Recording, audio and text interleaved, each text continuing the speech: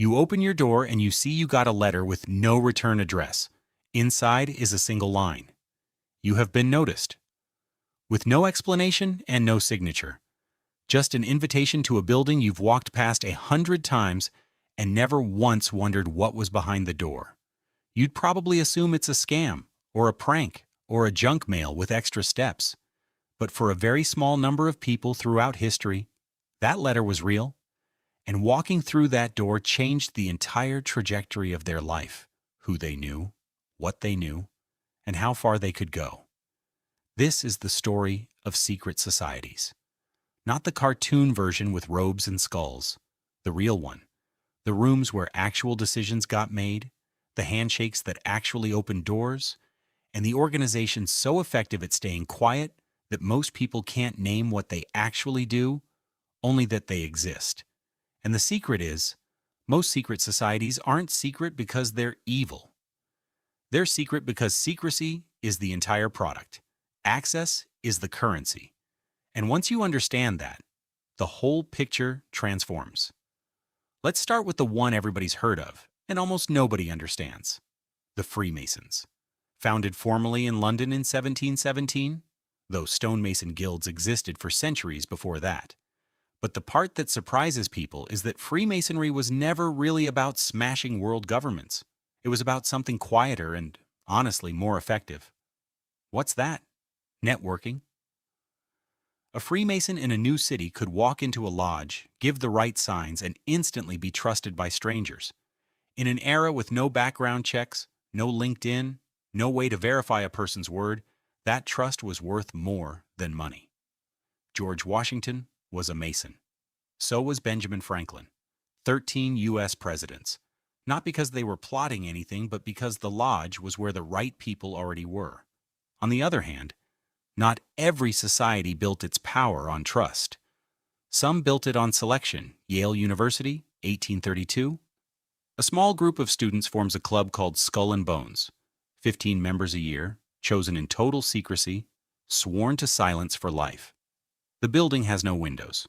Members call it the tomb. And what's most bizarre is 3 U.S. presidents came out of that exact room.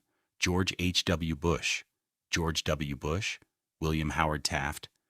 Not 3 presidents who happened to go to Yale. 3 presidents who happened to be picked at 20 years old by 15 people in a windowless building to be part of something they'd never fully explain for the rest of their lives. So what does an organization like that actually do? Mostly, if former members are to be believed, it's dinners, debate, personal confession rituals designed to build absolute trust between 15 strangers. It sounds almost boring, but that's the trick. The power isn't in some midnight ritual. The power is that 15 future senators, judges, and CEOs walk out already knowing and owing each other. Let's go somewhere stranger. Bohemian Grove, Northern California, since 1872. 2 weeks every summer, roughly 2,000 of the most powerful men in America, CEOs, senators, occasionally a sitting president, disappear into Redwood Forest for something called the Lakeside Talks. No press and no cameras. No cell phones allowed for decades before that was even a rule anywhere else. What actually happens, based on the accounts that have leaked out, is part summer camp, part informal summit. Men who run competing companies and opposing campaigns sit around a fire and talk business they'd never say on the record. No laws are broken, no vote gets taken, but relationships form in those 2 weeks that shape decisions made in boardrooms an entire year later. But I'd ask myself, if the meeting isn't illegal and nothing official happens, why does it need trees, no phones, and 150 years of total secrecy to work? Because the value isn't in what's said. It's in who's in the room and who isn't. The Bilderberg Group takes that same idea and makes it global. Started in 1954 at a hotel in the Netherlands called the Bilderberg.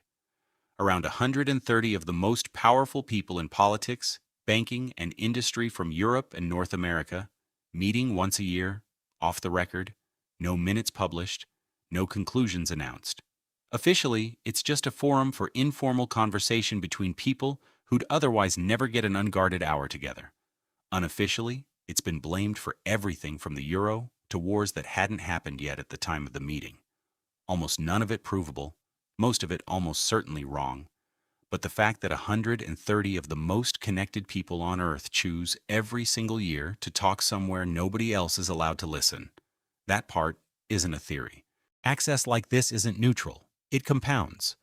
The people already inside these rooms are, disproportionately, the people who were already powerful before they walked in. Secret societies rarely create power from nothing. Mostly, they concentrate power that already exists, quietly, generation after generation, in rooms the rest of us will never see the inside of. So what do secret societies actually do?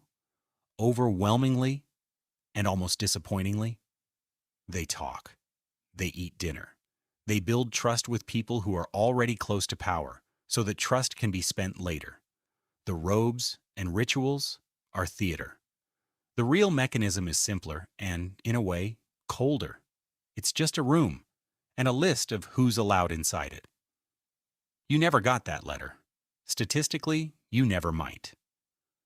But somewhere tonight, in a windowless building, or a redwood grove, or a hotel with an unmarked name, a door is closing behind exactly the right number of people.